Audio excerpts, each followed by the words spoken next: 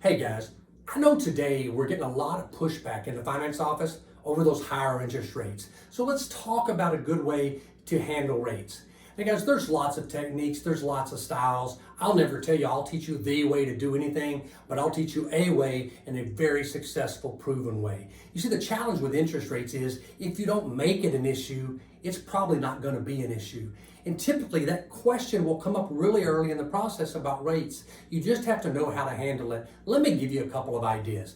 Guys, if you've got salespeople and they're trying to handle that out on the lot and they're getting you in binds, work with them, train them. Have them say something like when the customer asks, hey, what kind of rate can I get on this thing?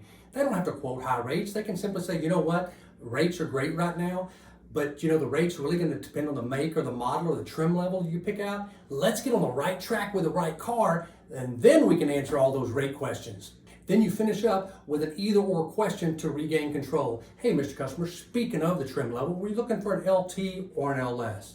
Cloth or leather? And they're right back on track. So guys, that's one way to keep rate from becoming an issue. Another good example. You know, Mr. Customer, I'm not sure the rates are great right now. If it's a good rate you're looking for, I'm sure we can find it. Hey, speaking of the rate, I didn't even get a chance to ask, was this car for you or for somebody else? Guys, that's just a technique. That's just understanding how to bypass rate questions as you move through. We're gonna give the customer an answer, but the rate will not matter until you put them on the right car. Because customers aren't buying rate, they're buying a vehicle and they're buying the one that best fits their wants and needs. If the rate's too high, they're not gonna buy anyway. So don't make it an issue, it won't become an issue. You sell before you close, and when you get to rate, it's time to close.